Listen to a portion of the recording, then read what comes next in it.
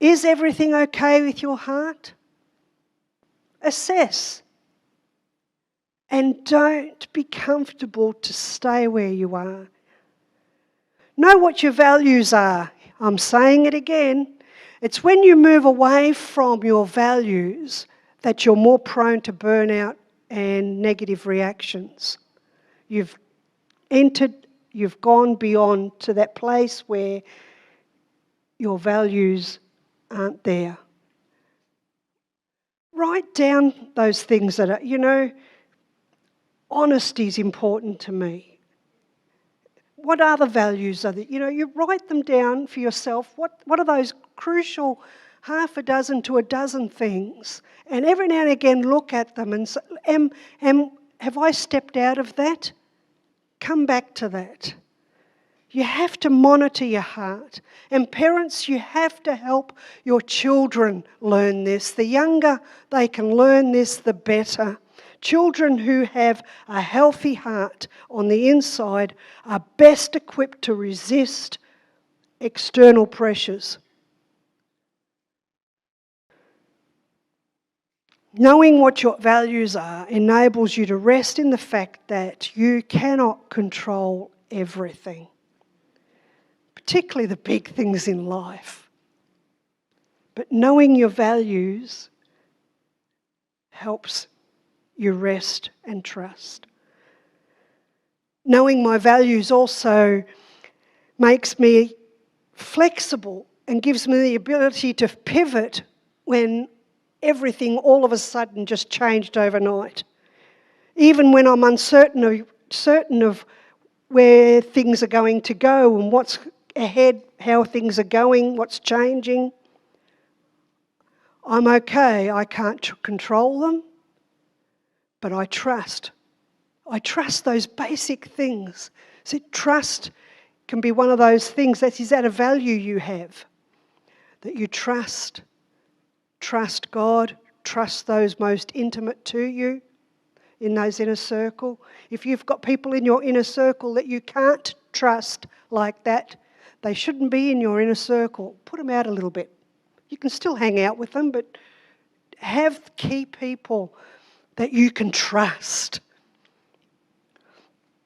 Build resilience, emotional intelligence into your calendar and your personal development. Generations past used to spend so much time looking at the stars. We put most of our time and energies now, as a general population, looking at screens. Stars make the world seem so big. The screen makes this world seem so small and gives me the false idea that I'm connected to everything.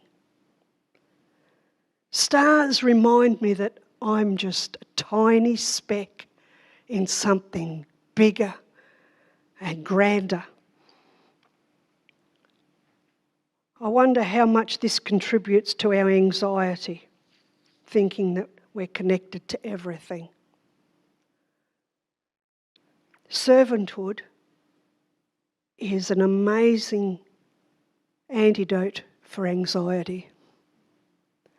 When you walk into a room and your predetermined intention in walking into the room was to impress those people in the room, that's out of your control.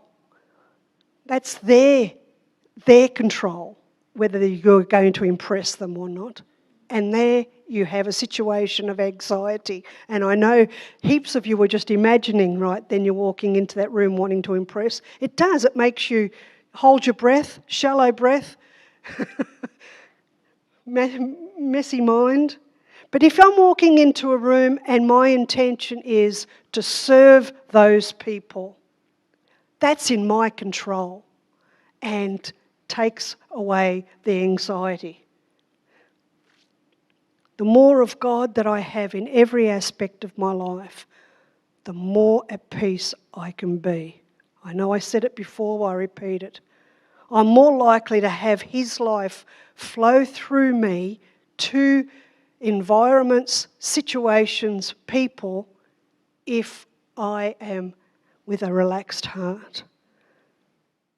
God always cares more about who we are than what we do. We care so much more about what we do than who we are. We care more about our education, our job, who I'm going to marry. God cares more about who you are than what job you have or want to have. He cares more about who you are than what university course you're going to get into. God cares more about what kind of a spouse you are than who you are married to. God knows your heart and loves it and wants connection with you and wants the best for you. You know, you can say, I trust God, but can God say, can God say that He trusts you? God's not cruel. He doesn't bring us harm. He comes to give us life abundantly. It's the enemy who comes to steal, kill and destroy. God doesn't bring those things to us that hurt us. He doesn't. But He can be with us in it and bring out the best out of us. He knew that you were going to be. He wanted you to be created in this time and space. And He made you to be able to live in this time and space. Developing character is lifelong. Can God talk about you and say, look at my servant. He has remained faithful. He has kept his heart. Go through those things. Don't settle and stay. Don't label yourself as a victim and stay in this for all of your life. God's not giving you breath to live like that. Get near Him. Find how it is that we're going to come out the other side of this, where you can walk and talk of those things of being in your history and not your current, not your future. Instead of being a protester, be a proclaimer. God wants us to be proclaimers. Instead of saying they shouldn't be doing that, be a model of what a relationship can look like when you're following Jesus. Be a model of what health can look like when you're following Jesus. Be a model of what business can look like when you're following Jesus. When Jesus is in my boat and people see that, they assess and they see. So much better for them to be able to look at my life and say, wow, I wish my marriage, my business, my whatever else in life, I wish my health looked like what you have. And let our relationship, our business ethic, our character, our health, let them all be witnesses to what life can be when Jesus is living in with you. God's desire is that we would produce fruit. Be fruitful and multiply. Create life. Everything that God put within us was to create life. Most people are consumers of life, but we, as Jesus followers, are encouraged to produce life. We're so busy being busy, producing nothing of substance. That's not all of us. I'm just encouraging, let's assess. We can get so stressed about the busy, busy, busy. God never created us for that. He never created that for us. God created a garden.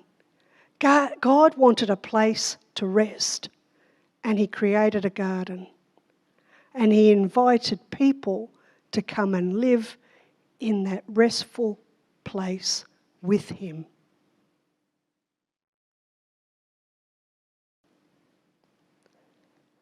When He restores our soul, He is restoring us back to that resting place. Psalm 27:4. Everything else comes from that place.